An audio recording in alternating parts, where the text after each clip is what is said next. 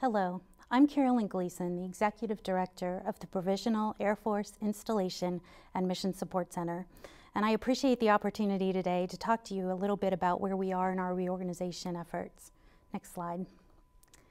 I'm going to spend most of my time toward the end of my briefing explaining what our focus areas are today and what we expect to happen within the next 4 to 6 months. But I want to touch a little bit and bring everybody up to speed on how we got where we are today.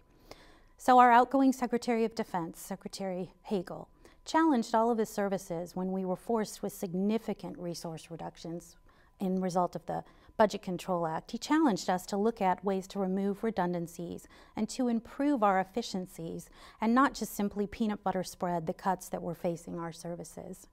As part of that, next, the Air Force leadership asked a question: what could we provide installation support services centrally in a more effective and efficient manner? When that question was asked, and we determined yes, we probably could, there were a lot of redundancies across our major commands in our service. The first thing leadership asked is anyone else operating in a centralized manner? Next slide. Our sister services, in fact, have both transitioned to a single command to manage their installation support activities. Their journeys have been very different, and we're going to talk a little bit about, at the end of the briefing, about other sources for you to go and learn a little bit more about how the Army and Navy got where they are today. But they both have established single commands to manage installations, and they both have a single flow of policy and funding that flows from their headquarters through that command to their regions, to the garrisons in the Army or the installations on the Navy side. Also of note is they've combined all their installation and mission support funding into a single budget activity, and this allows them maximum flexibility in the year of execution to meet emerging requirements. Before they centralized this support, both the Army and the Navy saw many of the things that we're seeing today on our installations: inconsistent levels of service as for our airmen as they move from base to base, and the warfighter's focus being shifted from the mission of that installation to the care and feeding of that installation. Next slide. Our installations, however, are very different from the way the Army and the Navy think of their home stations. Installations for the Air Force are just as important as our airmen and our aircraft are to accomplishing our mission. They are the very foundation from which we project air, space, and cyberspace power. And so we know whatever we do, we cannot degrade that mission. That support must continue. As we looked at this, next slide, we realized, however, that the one base, one boss concept that we all grew up with isn't as prevalent today as you might think. For example, if we look at Air Combat Command, only 11 of their installations have their own mission support group and receive support from that mission support group. 40% of our Air Force mission wings get their support from a unit outside their own. Next slide. More striking, only 6 of our installations have a pure mission where just the fighting mission or just the training mission is the only thing going on that installation. 92% of our Air Force wings support other tenants, often other Air Force MAGCOMs, other services, and sometimes even other government agencies. Next slide. Also, we've seen since 2006 a slow migration and consolidation of capabilities within several functional areas. That's taken us from very robust staffs at the HAF and the MAGCOMs helping our installations back prior to 2006 to where we are today, where we have 2 entire functional areas, contracting and services, that no longer wear a major command patch.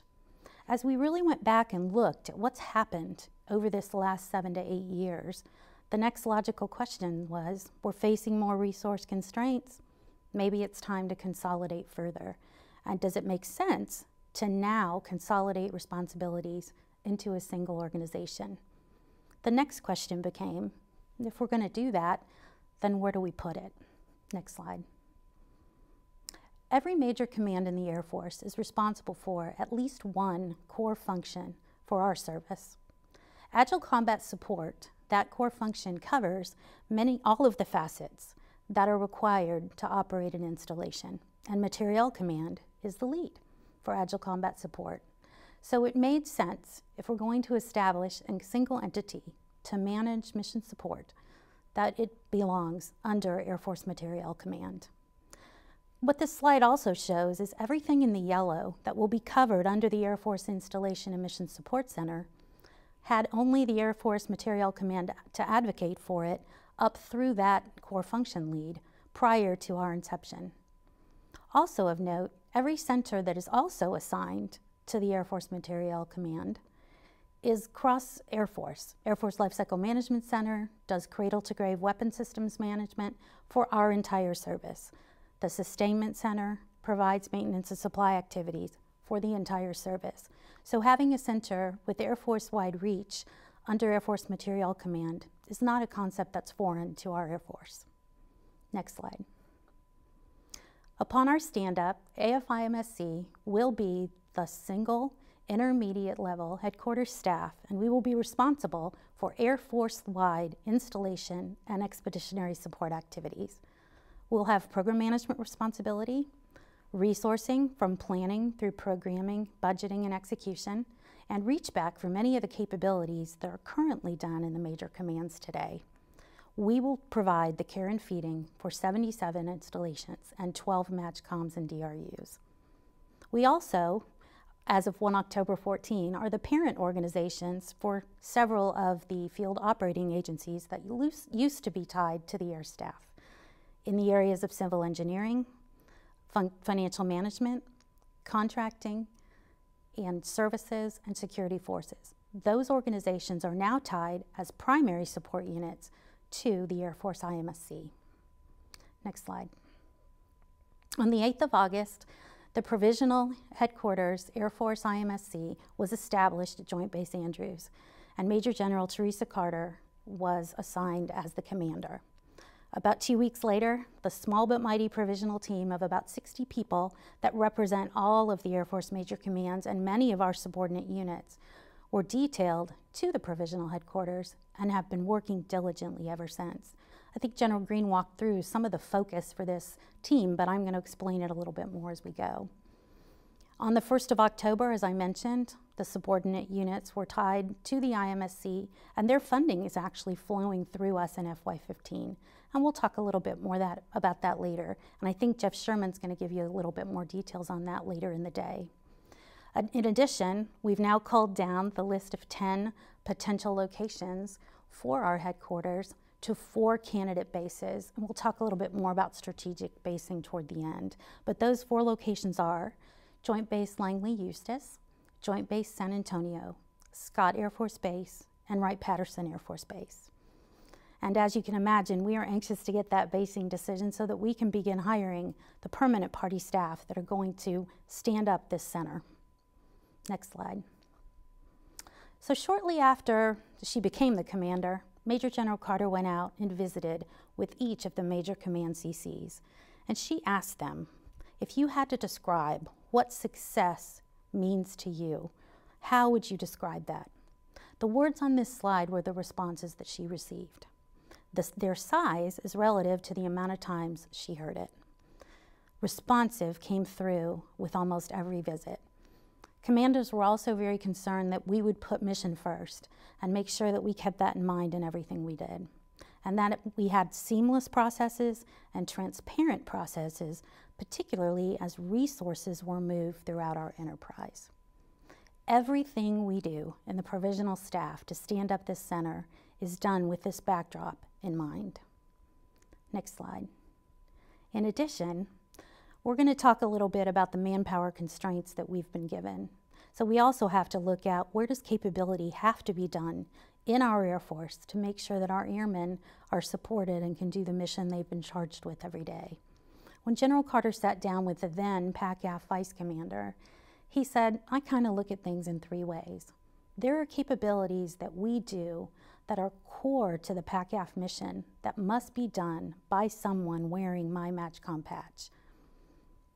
On the flip side, there are capabilities I don't have to have somebody that wears my MAJCOM patch doing every day, but they need to be in theater with my people. Think of a FICA.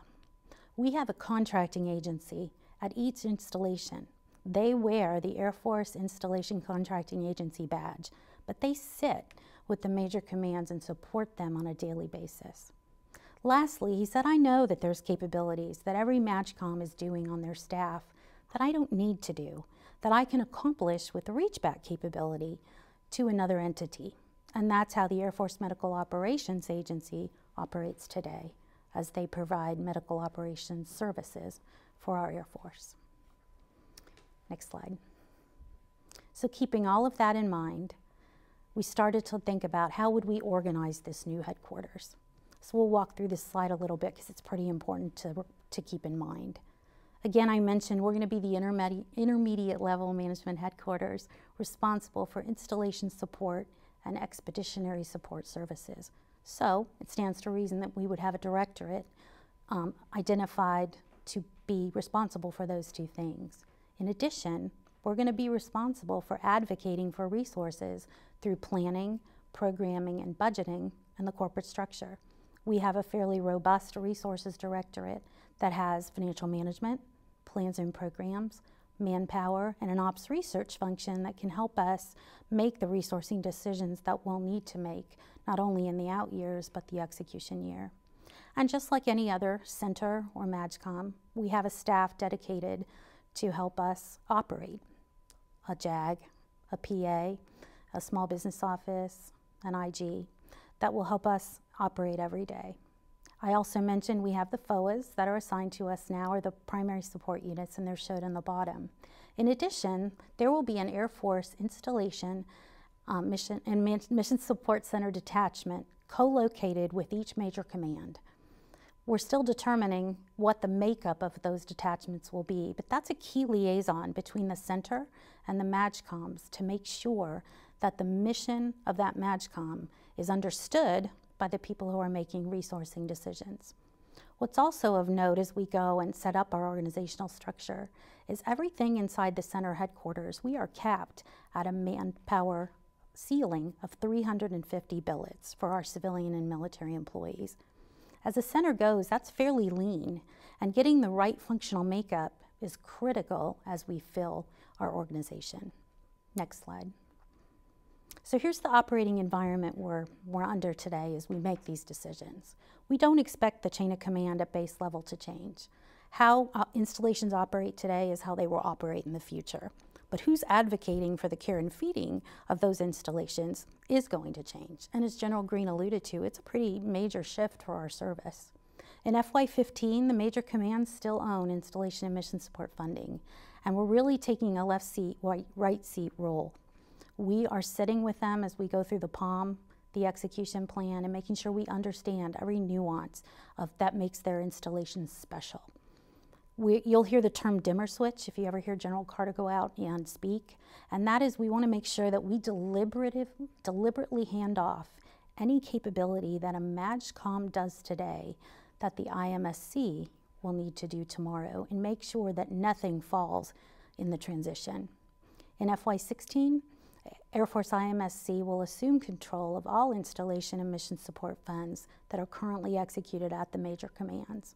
What's also important to note, though, is even though we are a subordinate unit to Air Force Materiel Command, our center has its own command ID and own organizational agency code. That's important because it provides complete transparency for the funding used to manage our installations. It also ensures that the mission of Air Force Materiel Command is preserved and that their funds are not commingled with ours. Pretty important distinction. Next slide. So a little bit of history. Here's what we're working on today. We are still adjudicating comments from the Program Action Directive. This is clearly a major change because on a 36-page pad, we received over 2,200 comments and are still working through those. That's critical because we cannot declare initial operating capability until we have a signed pad, a basing decision, and 30% of our permanent party folks on board. So that pad is a critical underpinning of everything else that we do. In addition, it became very clear about 2 months ago that we needed a very detailed integrated master schedule that would take us from time now to picking up each capability. That is also informing every business process re-engineering effort that we're doing now. I think General Green also alluded to the fact that we've taken a significant reduction in people and we can't do business the way we've always done it. Some processes are going to have to change or we cannot operate within the constraints that we've been given. We're also consolidating funding, as I mentioned before. No funding has realigned from the major commands yet. We are partnering with SAF-FMB and the panel structure here in the building to align all of our installation and mission support funds in round 0 of the FY17 POM. And some, as you can imagine, some lines are very clean, some lines are going to require some negotiation. Whatever we come up with for our assumptions for FY17, we will back up to the FY16 and put that in place for initial distribution. So when funds are issued in FY16, they'll come to the Installation and Mission Support Center for execution. As you can probably also imagine, having a good governance structure is important, and a lot of the effort that our team is putting in place is working on that governance structure. Not only how we're going to operate internal to our center, but how are we going to dovetail into the Materiel Command corporate structure. General Carter will serve as the core capability integration lead for both base and protect. And in those roles, she has to fit into the Air Force Materiel Command corporate structure and advocate for requirements as they head up to the Air Force for consideration. And probably the most detailed thing we're working is filling that org structure. If we get the functional mix wrong, it's going to be very difficult to adjust it later. And so we're going through the due diligence of process re-engineering to make an informed decision. We are, however, able to identify some initial cadre that aren't dependent on business process re-engineering, and those folks we're working with Air Force Materiel Command A1 to get those things in place so we can hire as soon as possible when a strategic basing decision is made.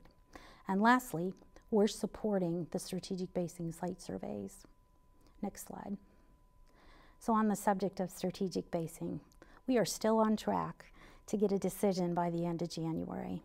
Congressional notification has been made for the 4 candidate locations, as I mentioned before, and site surveys are complete on 2 of them. Joint Base Langley-Eustis was complete 2 weeks ago. Last week they completed the site survey at Wright-Patterson. This week the team is at Joint Base San Antonio, and next week they'll wrap up at Scott. After that, they'll put together their findings, and the Executive Steering Group and Air Force Corporate Structure will validate those results. The SECAF will then have the opportunity to pick the reasonable alternative, notify the Hill, and make her decision.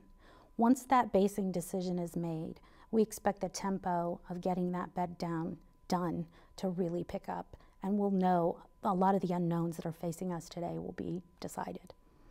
Next slide. So we mentioned a little bit about business process re-engineering. And I felt like this was a really good graphic that our team's been using. So 884 people do today the functions and capabilities that are done in the MAGCOMs.